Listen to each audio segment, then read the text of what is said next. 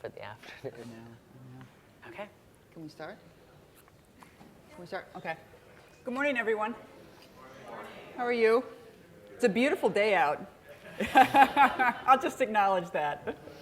I'm Connie Yowell. I'm the CEO of LRNG, and I'm joined with Cathy Lewis-Long, who's the Executive Director of the Sprout Fund in Pittsburgh. So we just really wanted to have a conversation with you today about our shared work over the last 3 or 4 years. And at its simplest, what we've been working on together and with some other partners is really how do you connect youth to opportunity? Those opportunities can be learning opportunities, they can be workforce or career opportunities. But at its simplest, we've really been working on how do you make those connections happen? At a slightly more complicated level, oh, I forgot to do the introduction. There you go. At a slightly more complicated level, what we've also been trying to figure out and what we've been working on is how do you build the right set of partnerships that enable us to make those connections and enable youth to make the connections to opportunities in a hyper-local context while also be able to scale nationally and globally. What does that look like? And so that's what we wanted to talk about with you today. And the reason that we're after this and trying to really work on this in a hard way is because there are 3 big problems that we think have to be solved, and that this connection of youth to opportunity is at the core of solving these 3 problems. And I would hazard a guess that these are the problems that we're kind of all here to solve in a way. So the first problem is the problem of engagement. Right? We know whenever we survey young people that it always comes back, the surveys come back that about 60% of the kids say that they're disengaged from school. Our dropout rates from high school hover at around 20%. We know for the young people that need services the most that they're actually much higher. We also know, because of the great work on Opportunity Youth, that we've got almost 7 million kids that are not in school and not employed, and that it comes to a social cost of about $4 trillion. The second big problem that we need to solve is the problem of employment. Right? We now know that about 40% of companies say that they have jobs for which they can't find skilled workers. And we also know that our companies are now paying more for the education of their workers. They're paying more than our universities and our government combined. Last big problem that we're really trying to go hard at is equity. We've got the 3 E's: engagement, employment, and equity. There are lots of ways to talk about equity, but this is a slide that I particularly like. I find it particularly compelling. The blue line at the top really shows how much the top 10% in income are spending on out-of-school experiences for their kids. The bottom red line is what the bottom 20% in income are spending on out-of-school. The gap is obviously hugely increasing and widening every year. And what's also significant about it is that you know the top 20% have their kids in the best schools. So that this isn't really an equity conversation about in school. It is also an equity conversation about all of the supports that young people are getting.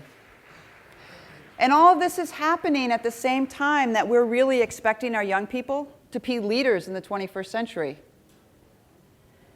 And we're kind of educating them in a system that was designed in the 19th and 20th century. So all of this combined can kind of lead you to think that we might be in an educational crisis. I think Cathy and I would argue differently, though. What we would say is that we're actually at a pretty historic moment in which we're at a time of learning abundance. Like, there has never been more learning opportunities available in our cities, in our museums, science centers, libraries, in our parks, out of school, in school, online, across our cities and communities. And Pittsburgh is actually an incredible example of this. Great, thanks. So in Pittsburgh, we've really taken an approach at looking at how to harness all of the assets of a community to contribute to that learning journey for a young person. So when the school bell rings at 3 o'clock, we know that learning doesn't stop, but that they're really the role of museums, of libraries, of out of school time, online, peers, home, and how can we as a community not really focus on one institution to have the mantle for education, but shift that conversation from education to one of learning. And we've been working rigorously over the last 10 years to take a network-based approach. So this network is about 3,000 educators using a very expansive definition of the word educator. So these are in-school teachers, out-of-school educators, museum educators, librarians, roboticists, makers, artists, learning scientists, entrepreneurs, philanthropy, all really taking a very aligned approach to new ways of thinking about teaching and learning. So we've seen some remarkable accomplishments over the last 10 years as we think about how to educate and recognize and lift up the incredible learning experiences that happen right in our own community, and to prepare young people with the skills and the opportunities that they need. So what's interesting is that this isn't just in Pittsburgh. We're seeing a network-based approach with our colleagues around the country, really thinking about how, sort of in the spirit of it takes a village, how can we all contribute to that learning equation? So here's the thing, though. When you think about all of the learning and opportunities that Cathy just talked about in a city, then the question becomes, well, what would happen if we could actually really connect them all in a meaningful way? But it turns out that if you really care about grit, persistence, the learning of skills and competencies, it actually matters how you connect all of those learning opportunities in a city. So before launching LRNG last summer, I was the Director of Education at the John D. and Catherine T. MacArthur Foundation for the last 15 years. And I oversaw a 10-year, $200 million initiative on digital media and learning. And we learned a few things through that initiative.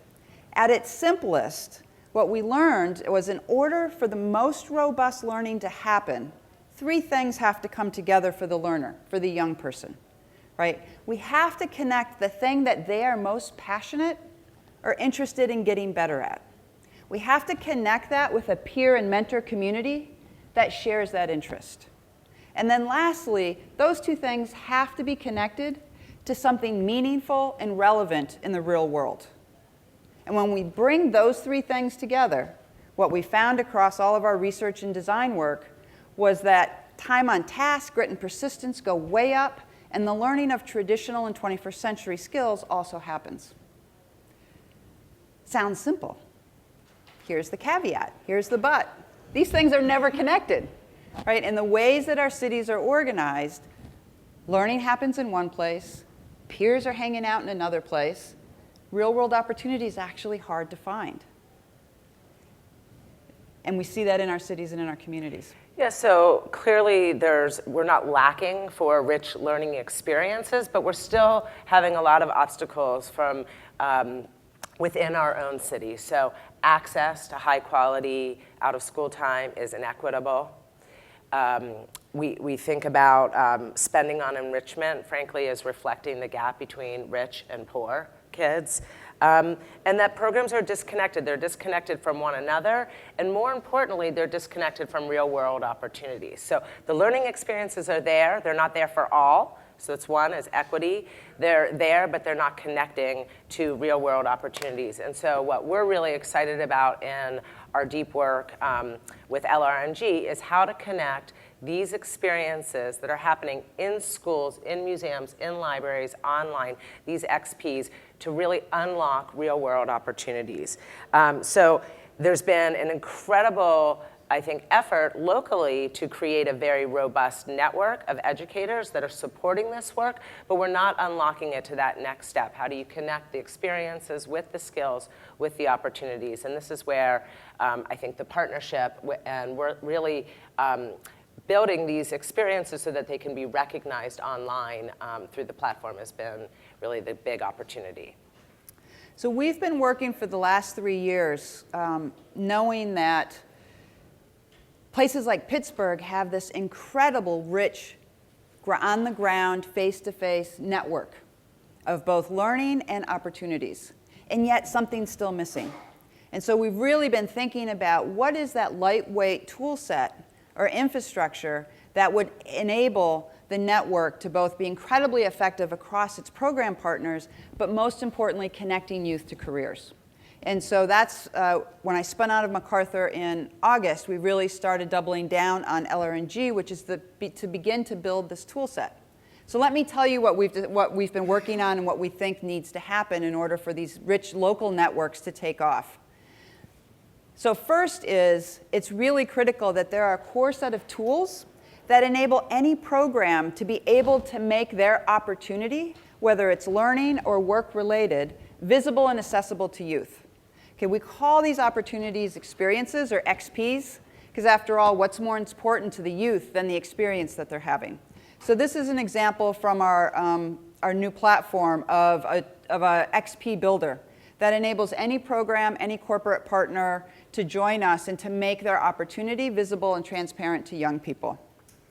We also want to make sure that once we've captured those and it's visible and transparent to youth, that it's easy for the young person to find. So we have a very robust discovery feed that makes it easy for young people to find those experiences and those opportunities. The third thing is that it's really important that we really be able to make learning count wherever and whenever it happens. So some people call these micro-credentials, we call them badges. And the idea behind a badge, and we've been working with the Mozilla Foundation over the last 3 or 4 years to create a standard for badges so that they're interoperable across multiple platforms and can be shared with LinkedIn or Facebook or any of the other platforms that an employer might be looking at as well. So that the badges really enable the opportunity to show evidence of skill and competency to any partner that might engage the young person. Third thing that has to happen after we capture the opportunities and we unlock evidence around learning with the badges is that we have to be able to organize these experiences and these opportunities and the badges in a context that's relevant and meaningful to young people. So we call these playlists. And a playlist is narrative or theme-based in a way that is relevant to young people, but then consists of a set of experiences that are incremental in terms of the continuation of building of skills and competencies. So that as a young person moves through a set of experiences, they're building skills and competencies and then ultimately rewarded with a badge that shows what they've done. And that badge is then useful in any kind of opportunity, whether it's a portfolio or working with employers. So this is an example of a playlist that we've co-built with Gap. It's a job readiness playlist, and so all the experiences are related to getting ready for that first job, whether it's some young person with summer employment or year-round position. And so it leads to a job readiness badge that then unlocks new job-related opportunities. The last thing about the tool set is that it both has to be designed in a way that makes it easy for any program, any corporate partner to join and make their opportunities visible to youth. But as important, if not even more important, is that it has to be easily usable and accessible by young people. So it has to be mobile. It has to be ready for them to engage wherever and whenever they're at. And so it's been really important that we begin to build these tool sets in partnership with cities to be able to use in a local context. Yeah, and so for us, the real value proposition that we've seen in terms of how to lift up the learning experiences that are happening locally into this more global platform or to become global platform is to really create that currency to unlock the real world opportunities. The experiences are there, but how do we connect these learning experiences to jobs, to internships, to higher education? And that's the sort of playlist or that leveling up aspect of LRNG that has been very exciting to our network partners. Just a little bit about the work that we're doing in Pittsburgh.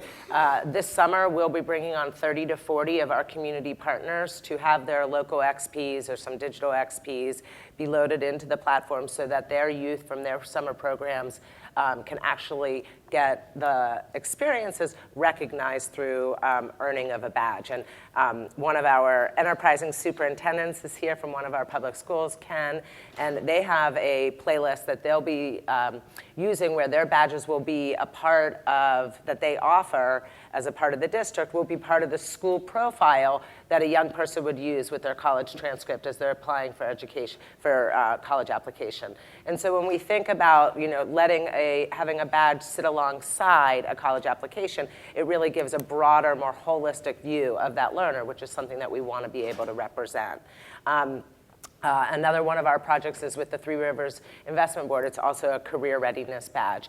And so this is a badge that will, through a series of, on the playlist, they'll be able to access an internship or an apprenticeship. So we're really excited about the potential of LRNG and as a way to have a more global perspective on the learning that's happening locally in Pittsburgh. Yeah. So over the last 3 years, we've been working really closely on this work with Pittsburgh, Dallas, Washington, D.C., and Chicago. A couple of weeks ago, we announced 8 more cities that are joining us.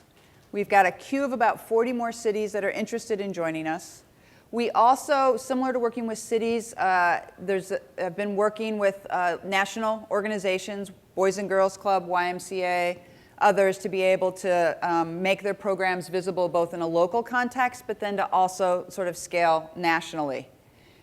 We also have been working with a set of corporate partners, because really when we build the playlist, it's absolutely critical that the badges link to the kinds of skills and competencies that are needed in the 21st century workforce, and that unlock opportunities with those companies.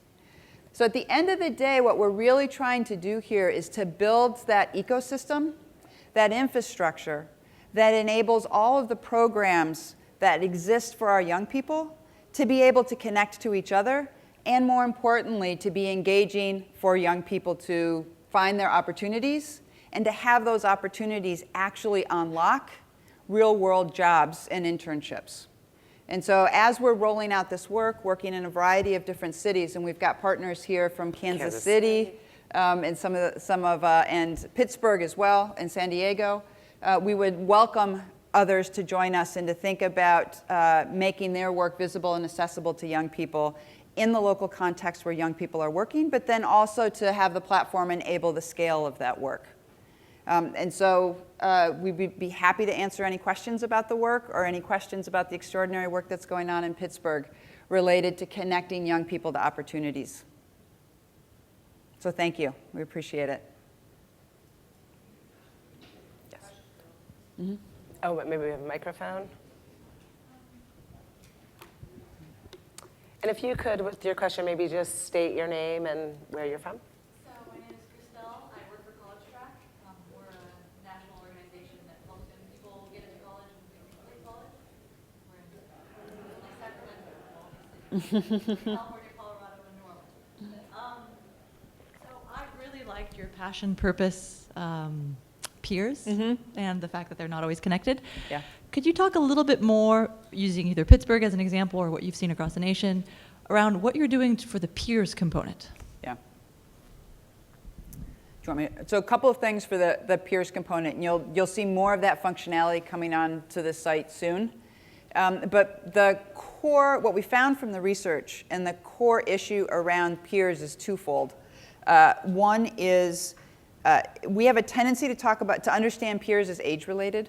And that's actually not what we're about. The peers is about building community.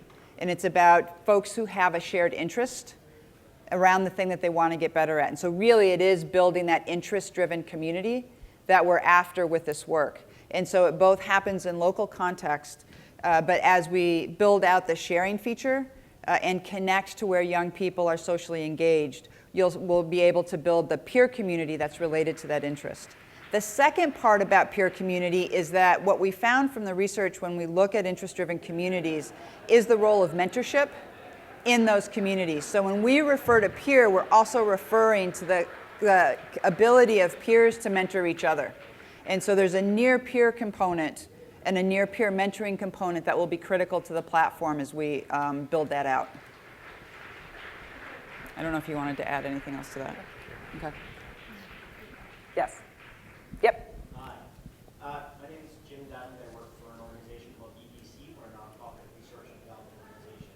Thank you. This has been a great talk. Can you guys talk a bit more about the connections that your processes for building connections among other stakeholders? So there are so many partners at play here, right? So what are your processes like when you bring together industry and higher ed, educators in informal spaces, and educators in formal spaces?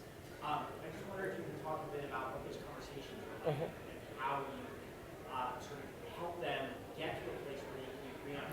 Yep. Yep.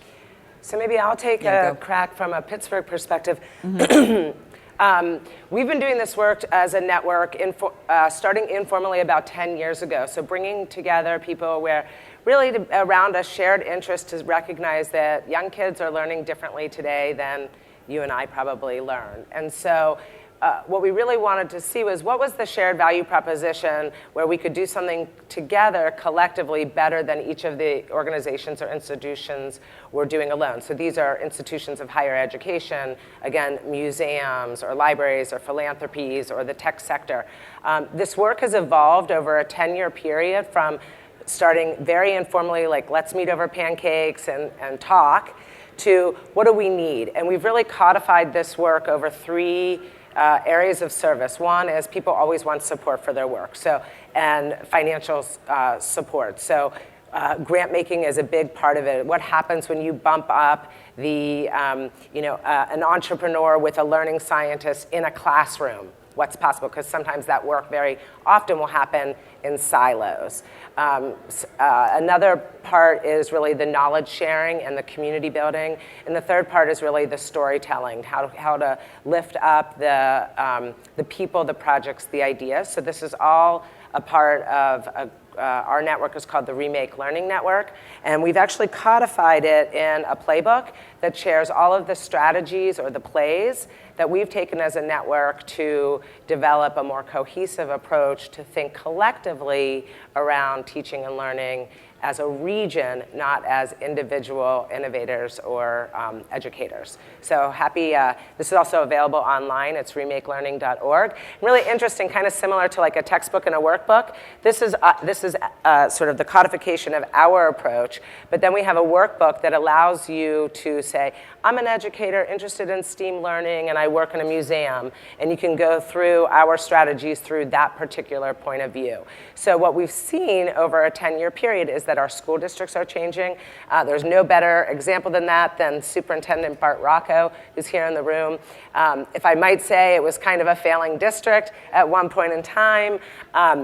What Dr. Rocco has been able to do with Elizabeth Forward is truly changing public school districts, starting building by building, classroom by classroom. So, we wanted to be able to share openly the changes that are happening as a result of a network-based approach, and we have case studies and all of that available through our playbook. The other quick thing that I'd say in response to that, too, because I think it's such an important question, is that I would really argue that the future of learning and the future of career development and work sits at the intersection of all of those sectors. It's no longer going to sit within a siloed sector, but it's going to sit at the intersection of education and nonprofits, corporate and employment, and workforce. And so then in order to make those intersections work well, we have to really dig deep on value propositions for each of them separately, but then build the tools and design in ways that actually enable those value propositions to come together and be met. And for me, that becomes a really important role for technology, because at the end of the day, 10 years and $200 million later on studying digital media and learning, we know that face-to-face matters deeply, right? And that local context matters deeply.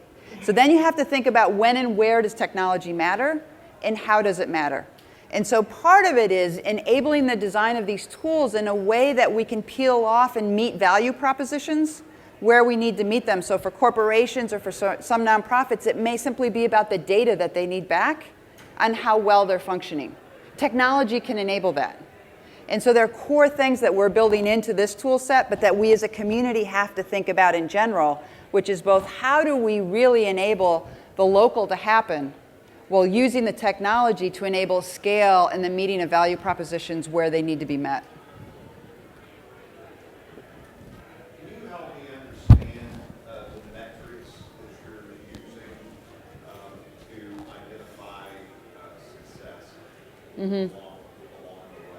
Yeah, thank you. So part of the way that we're working on the system, and please respond from the local community side as well, is at the end of the day, success is about the kids. So it's going to be about putting kids in jobs and in internships, and it's about young people changing behavior, learning skills and competencies. And so we can measure that through a variety of ways, one of which is actual engagement. So if you have a set of learning experiences and opportunities available, how often are they engaged? How long are young people staying engaged in them? What are the skills and competencies that they're learning as measured through the badges? What are the jobs and opportunities that they're unlocking and taking advantage of? What are the jobs and opportunities from an equity perspective? What are the opportunities that are being made available to young people?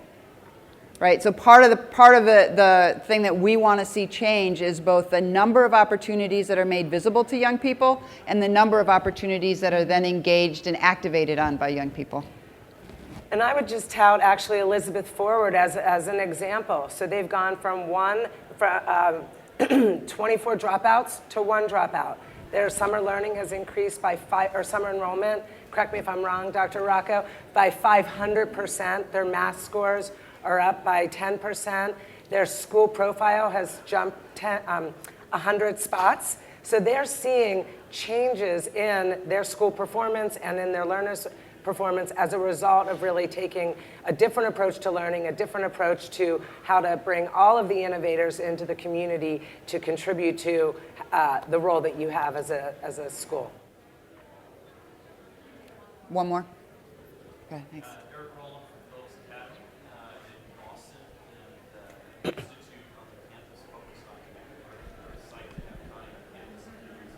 Great to have you here. My question is around the organizer and the organization that's bringing together these different partners. And I wonder if you could share just kind of over time, is it critical to have an organization at the center of that, or over time does it become leaderless or shared responsibility, et cetera, et cetera? You're the network person. I would argue, but I'm slightly biased, that as an intermediary, that it actually is really important for a place that centralizes it. Someone to answer the phone. You know, I'm an entrepreneur and I'm working on a game and I want to connect with a learning scientist and I want to be in a classroom. Actually, to facilitate that from a network-based approach has been very important. Now, we didn't start as highly coalesced as we are today, and I think that there's lighter weight ways to do it.